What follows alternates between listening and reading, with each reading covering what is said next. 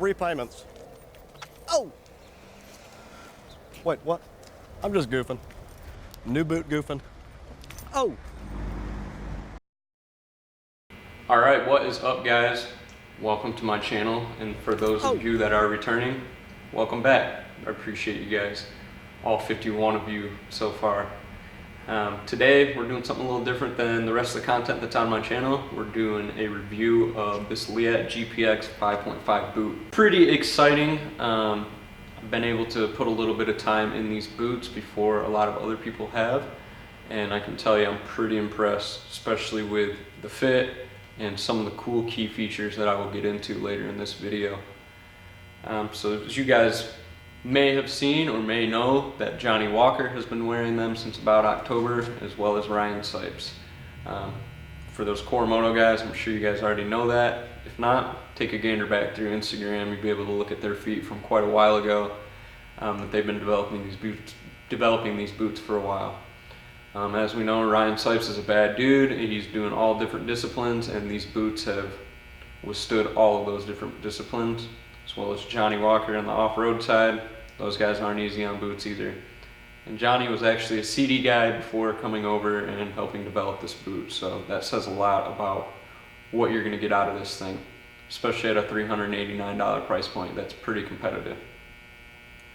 So today I want to go over the three main features of this boot with you guys. I don't want to bore you too much. I want to start off with the chassis of the boot. I want to move into the flex lock system, and then into the slide lock Velcro system, which is pretty mind-blowing when you guys see how simple it is. So those of you that don't know, Leatt is known for the neck brace. That's the common thing that people say when they hear the name. From the beginning of the neck brace to now, the company has grown tremendously, and the greatest thing of the brand is the qualities there. Dr. Chris Leatt is actually a neurosurgeon, for those that don't know, and he has hired two biomedical engineers to help design this stuff. And I don't know about you, but I trust those guys with my body a little more than some of the other people's. So definitely a lot of time and a lot of science invested into these boots. So first off, let's get into the chassis on this boot.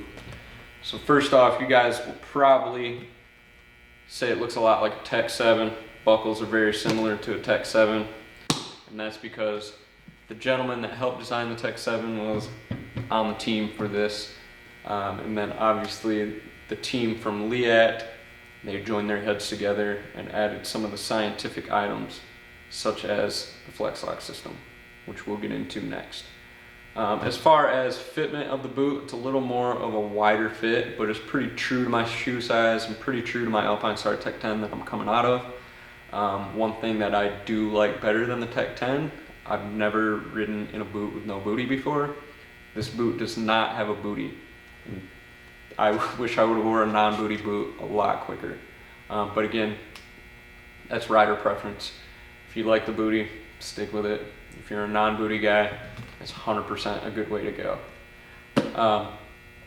Now, as far as soles, replaceable soles, but most people just buy a new set of boots instead of replacing the sole, but it is an option with this boot. And as far as comfort goes, man, I went out and did a few rides in this thing. Right off the bat, felt comfortable. Wasn't missing shifts, wasn't fumbling around looking for the brake pedal. Everything was right there. The feel was amazing.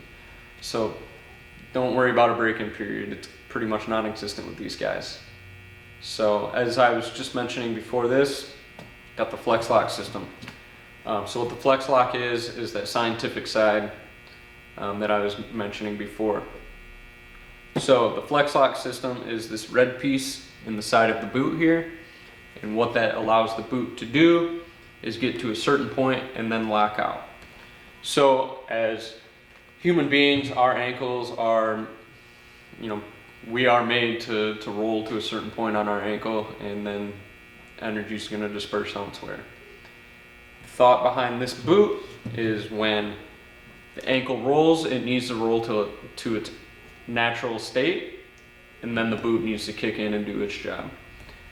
Some boots You start rolling an ankle, that energy has to go somewhere, and if the ankle's not rolling, that energy is gonna go up into a tib, a fib, a knee. It's gonna go somewhere that you don't want it to go. So this boot is gonna help reduce that risk of that injury.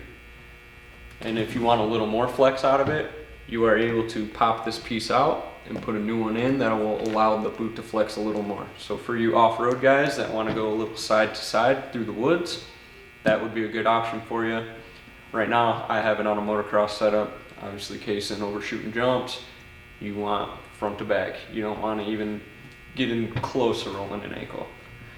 So pretty cool, the scientific knowledge that goes into that flex lock system. Very unique, very creative, and bottom line, the safety's there. You can have the confidence to go out and send it a little harder. So now we'll go into the slide lock cuff. So as I said in the beginning of this video, it's kind of a mind-blowing item and or a mind-blowing feature, I guess I should say, and how simple it is and why it hasn't been done before, I don't know.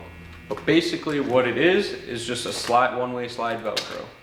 So you're putting your boot on, you got your knee brace, instead of fumbling your finger over, trying to reach it across, or when you get done with a moto, you got dirt in the bottom of your boot, and you're stepping on a rock, and you got a little bit of a gap in the front, all because of your Velcro, right? So you take your Velcro, got your foot in, slide it one way. Doesn't go any farther. Why that hasn't been done before, like I said, is kind of mind-blowing. But it makes putting your boots on that much more of a joy, less of a hassle, and I smile every time I go to put this boot on just because of that cool feature. I think it's pretty rad, and I think it's something you'll start to see in a lot more items, maybe chest protectors, maybe some other things down the road. The possibilities are definitely there for something like that. It's very innovative and pretty cool. So, that's a pretty good rundown on these boots. I don't want to bore you for too long. But I just wanted to give you, like I said, give you a little bit of a rundown. So yeah, that pretty much covers it on these boots. Getting the three main points out of the way, a little bit of my experience in them. They do come in 3 different colorways. You only see the black and the white and black here, just because when I picked them out, I'm pretty color neutral guy, and I want everything to match. The other color is a little more flamboyant, if you will. It's a bright red and a dark blue on there. It kind of sticks out a little more than these guys, and can't really wear that color with every set of gear, but you can get creative with it. And a $389 price point, guys. So that's a very competitive price point. I think the Tech 7's right around $349 or so. 30-40 extra bucks. You're getting a much safer boot, in my opinion, and you're getting a cool slide lock feature that you can smile about every time you put your boot on. So yeah, I look forward to continuing to put some time on these boots, and if you guys are interested in a set of your own, please don't hesitate to get a hold of me on my social media channels, which are down below. And I might be able to hook it up with a little bit of a discount on these things for you if you guys are interested. And if you have any questions, feel free to reach out. I could probably answer a lot of them about these items. So yeah, if you've made it this far, I appreciate it. And again, leave some feedback below, subscribe, and look forward to seeing you again. Take it easy, guys.